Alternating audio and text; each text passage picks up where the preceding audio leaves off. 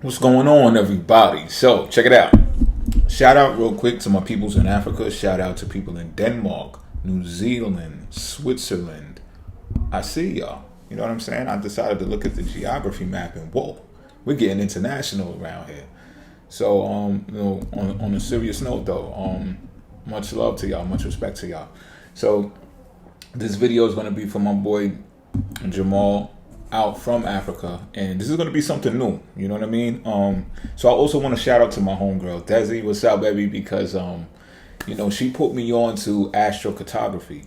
Now before that I didn't even get into that, you know what I'm saying? It's not something that I was into. Here and there I would do solar returns to like change the forecast. So let me explain what astrocartography is, right? Astrocartography is basically like changing the forecast, or at least being able to be a meteorologist of some sort when it comes to astrology, because you'll be able to determine what the different planets mean based upon where you are. It's like a geolocation thing. So based upon where you are on the map, the planets will speak to you in a way that, how should I say it? In a way that kind of like tells a story based upon where you are, where you reside at on the map, right? It's not just totally celestial based upon your natal chart. This is based upon how these planets angle and run through the neighborhood that you live in. It's real interesting. It's so much fun, and sometimes I'll be wishing I have just way more time to play with it. But it ran across my mind when this particular person came into the comment section and asked what would happen based upon their annual perfection. Now, an annual perfection is something else that we're going to do new today. An annual perfection is based upon, this is from the Hellenistic astrology era, and they use the equal houses in order to draw up these charts. So it's sometimes used in conjunct with a solar return, so people can compare the notes and contrast them. It's similar, however, a solar return will have more details, and it focuses more on where the sun lands in contrast to where annual perfections, they put emphasis on where the ascendant lands. And it goes, for the annual perfections, it goes from ascendant in order, round and round and round. So based upon where or how many times or how old you are, pardon me, will determine where the ascendant lands for this particular year. Now, for my boy Jamal, it lands inside of their 10th house in the sign of Gemini this year. And they have concerns. They have concerns because Mars enters Gemini. It might even be there right now. If it's not there right at this moment, it is entering inside of Gemini very soon. And not only that, but it's going to be there for 7 months, y'all. So at first I'm like, reading text, sometimes you can see where the panic is, right? So I'm like, well, why is he panicking like that? You know what I'm saying? But then I realized he's right. Mars will be in in the sign of Gemini for 7 months, y'all. So it'll go through, it'll go retrograde, and it'll go back through. It's going to be there for a minute. So I can understand that, especially when it falls in a Midhaven area, that would draw some concerns, right? So what I'm going to do, instead of just doing the annual perfection description of what that would mean for Jamal, I'm also going to add in the astrocartography, because they told me where they reside at, which is in Africa, which is in Ethiopia now. And I'm going to talk about how that can have some resonance based upon the location as well. So this is going to be some fun, y'all. Now, as y'all seen in the beginning, like, don't make this do me, because remember when I used to do the aspect videos, y'all? I was having fun with those. Y'all request them, I do some aspect videos for y'all. What does it mean if my moon here, my sun is here, and my Venus is there? And we was rocking out. But then the next thing you know, I had so many requests for those videos, I almost went nuts. Like, it was just way too much. I got overwhelmed. I couldn't handle it no more, y'all. So I had to stop it, and it was disturbing that I had to stop it, you know what I mean? But I had to take care of myself, you know what I'm saying? So Mars is going to enter the sign Gemini on the 21st of August. So it is coming up soon. And again, y'all, it will be there for 7 months.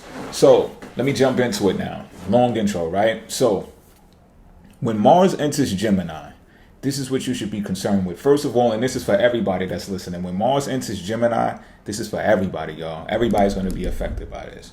When Mars enters Gemini, astrology is like a mathematical equation. So we're going to talk about the factors of Mars, or the attributes of Mars, rather. We're going to talk about the attributes of Gemini, and we're going to combine them. Consequently, we're going to top that off with it being in the midhaven, and that's going to be specifically for Jamal. So Mars, let's talk about Mars, passion, desire, right? It could be that sexual desire too, you know what I'm saying?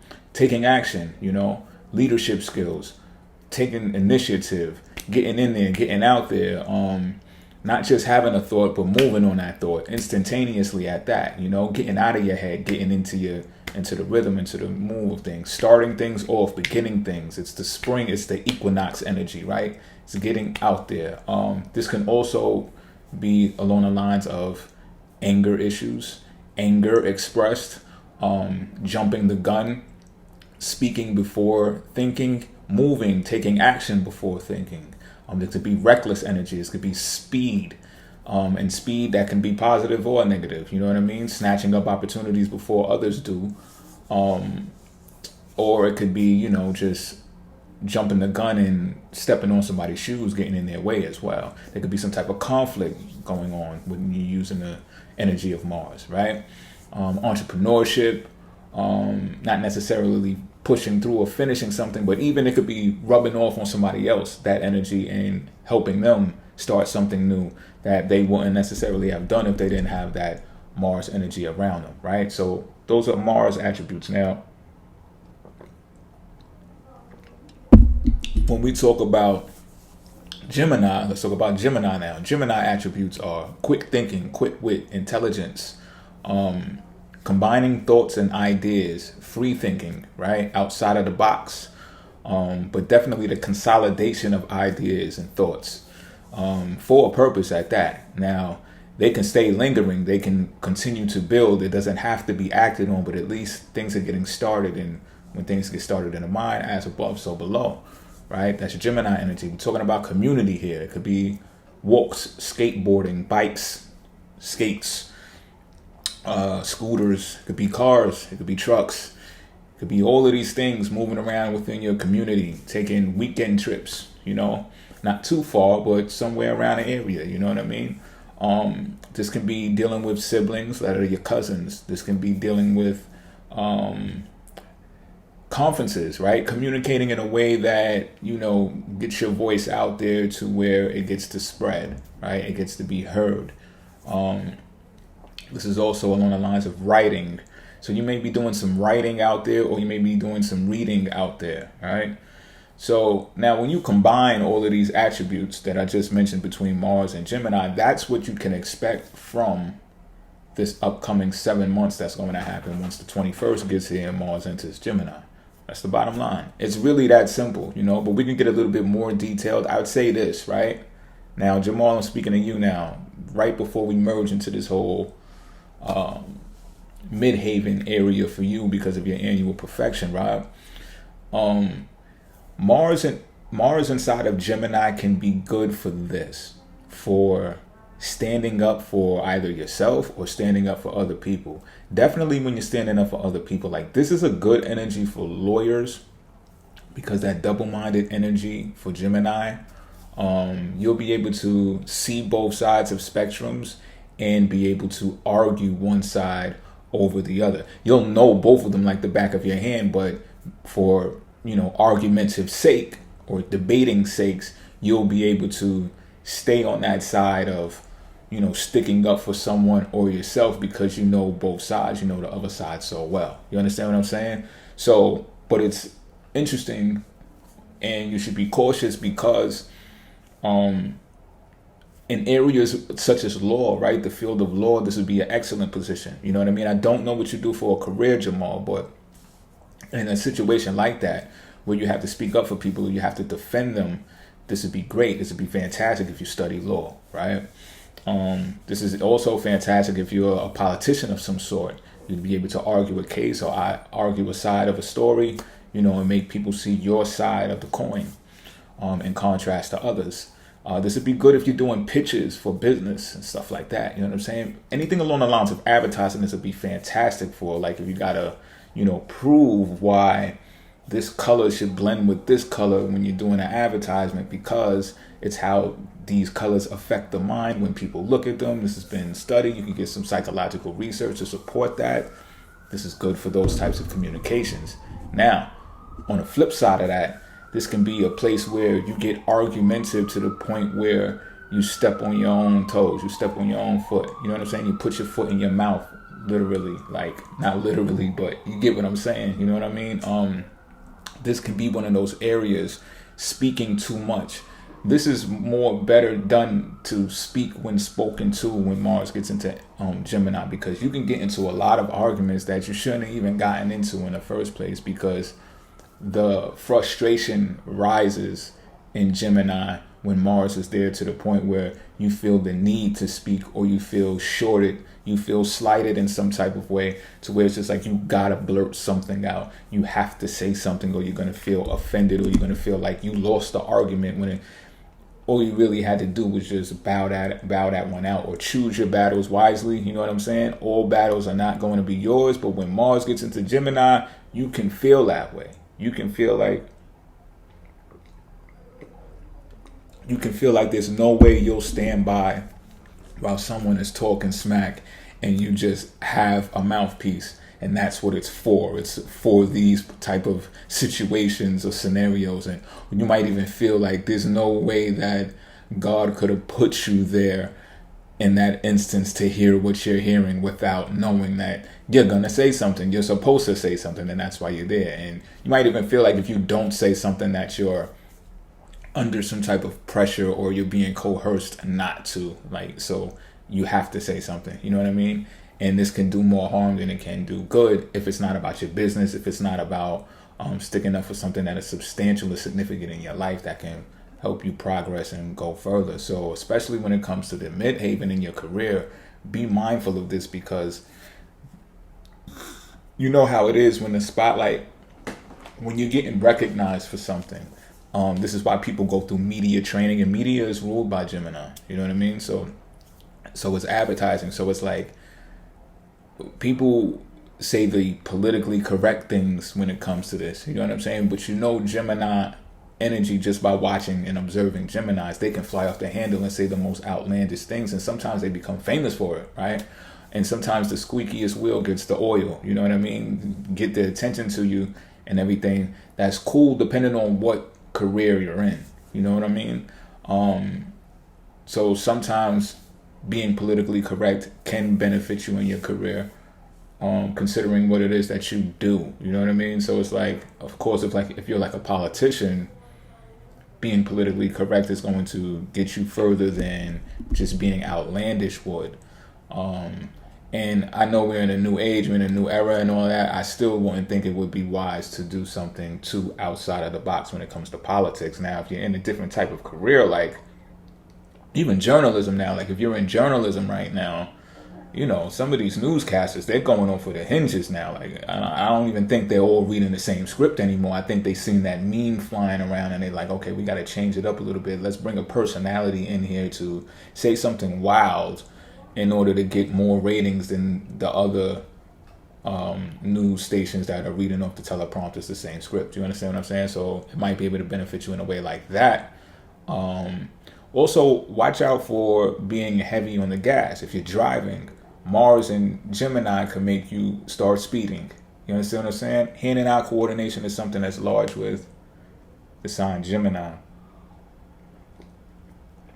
So things such as video games or driving vehicles, it's going to be a lot of that around these next 7 months. So it would behoove you to be cautious when it comes to getting behind the wheel. Even though you may feel even more skillful when you get behind a wheel, it doesn't mean that you should now all of a sudden do all kinds of wild turns and hugging the road and think that you're in a race car now, because this is the type of time that Mars and Gemini be on. You understand? You can have a heavy foot.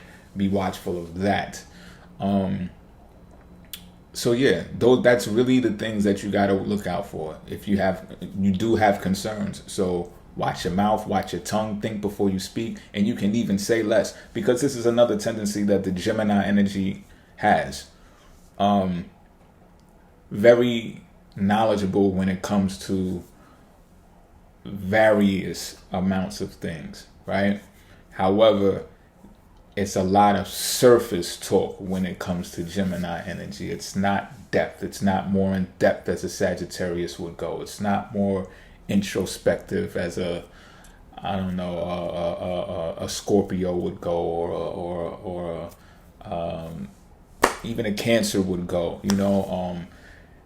It lacks depth is pretty much what I'm saying. So it's a lot of surface. So now don't get me wrong, you can wing it. You can always get by with the stuff that you do know. However, if the question arises and they be like if you're in a forum, in a professional forum, and you bring something up, sometimes even to just match what they brought up, or if you bring it up on your own to make yourself look great, right? Which can happen.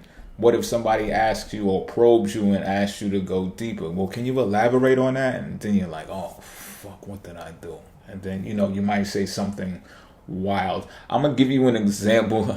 Nah, they're having enough trouble in the press right now. Anyway, I'm not even going to bring no light over there.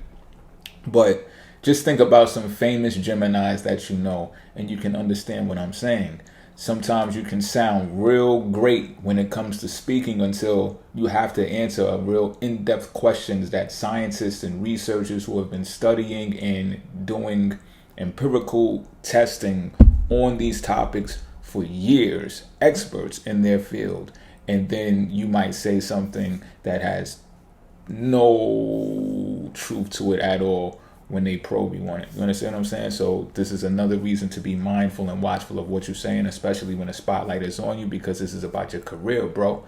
This is about what you're recognized for, so you can obtain infamy or be infamous. You know what I'm saying? And the decision is really up to you based upon what you say. But it's still in all, I wouldn't tell you to retreat from having conversations, because people will appreciate the things that you have to say. I would say be more vocal when it comes to ideas. Now, what may happen, see, this is was also something about Gemini energy. When you get in the mix of conversations and conversing with people, especially powerful people, and I'm saying powerful people on purpose because it's landing in your midhaven, right? I would say to do this, to be able to not pull back on your ideas, the ones that you know are genius too. Don't hold on to them like, oh, it's mine, on some Daffy Duck shit. Oh, it's mine, mine. Nah, let that shit out. Let it be known. Speak it out and put it in a way, because Gemini energy is great at phrasing things in a way to where other people hear it, other powerful people hear it, and they're like, oh man, I should have thought of that. Why didn't I think of that? You know what? Matter of fact, give me your number. Make sure you don't leave here until you give me your number, because I need people like you around me. You understand what I'm saying? Don't miss that opportunity in these next 7 months. Don't do that. You know what I mean? And again, if you got a professional, you're in a professional, there's something that you're deeply interested in, because I know it's about 2 or 3 things that it's going to be during these 7 months. 2 or 3 things. Cap it at 3. Don't go over 3. 2 would be lovely, but don't go over 3. Right? If there's something that really gets you interested out of those 3 things, I would say to pile drive it through. Go really hard with it over this next 7 months. So let's say you're really good at something and you've gotten confirmation about that through other people that know you or that you deal with, right? I would say to go and journal something about that. Even try writing a book. If you can write or you got skills writing, try writing a book in this next 7 months. I'm bringing it to your attention because I'm bringing it to my attention as well. I'm going to try to take this 7 months and nail this whole book that I got in my head out in this 7-month stretch, because it'll keep me out of trouble. I don't know about y'all, but when planets get inside of Gemini, especially Mars, I kind of like, if I'm not doing stuff like this, I'm not really going to be talking. Like, I don't really talk to too many people because I know the whole argumentative energy, but it's other than that, it's just something about it. Like, I'd rather be quiet. I'd rather do more studying, because Gemini is about learning too. So when you're not speaking learning, and this is what I mean, when you're in circles with powerful people and it pertains to your career, right?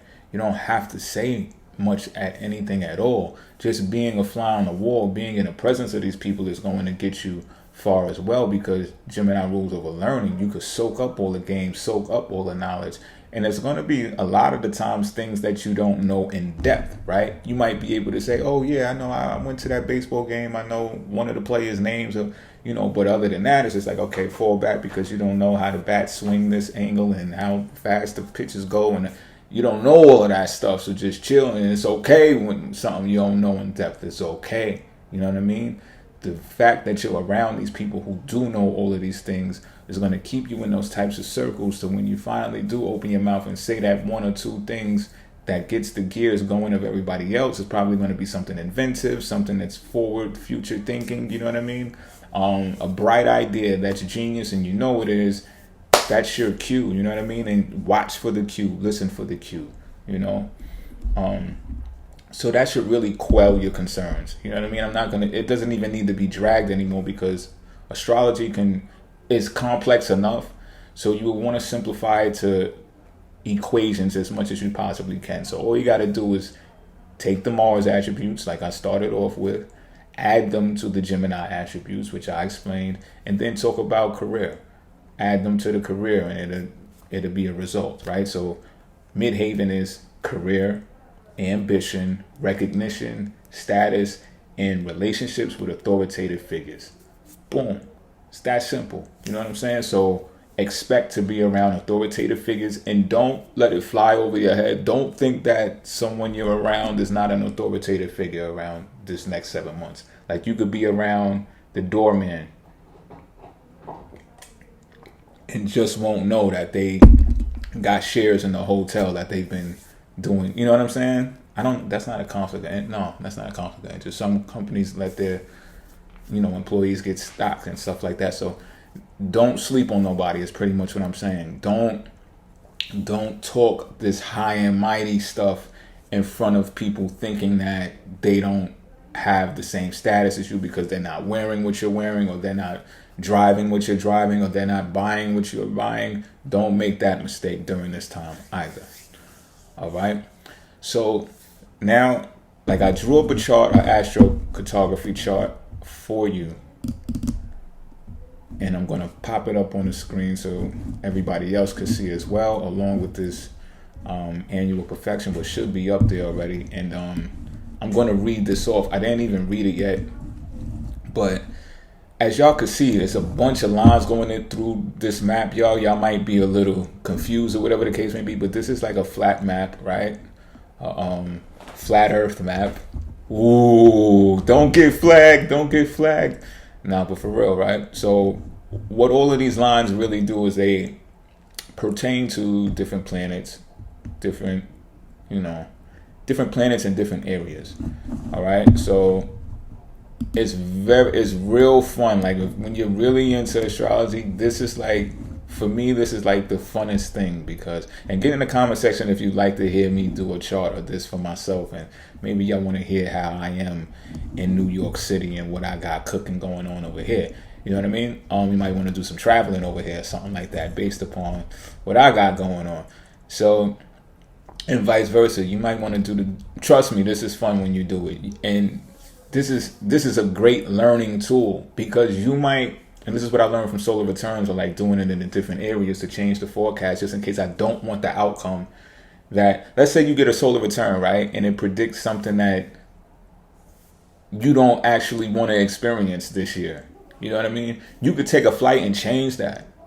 You could literally take a flight and change that, but before you take a flight, you go punch the information into these calculators, and it'll show you how you could change the forecast. And then, oh, you want to get more money this year? Fly over here. Oh, you want to build your career more this year? Fly over here. Because you just done with relationships. Let's say your next solar return is a relationship. You're like, nah, fuck that. I don't want to do no relationship right now. Just got out of one. I'm good. You know what I mean?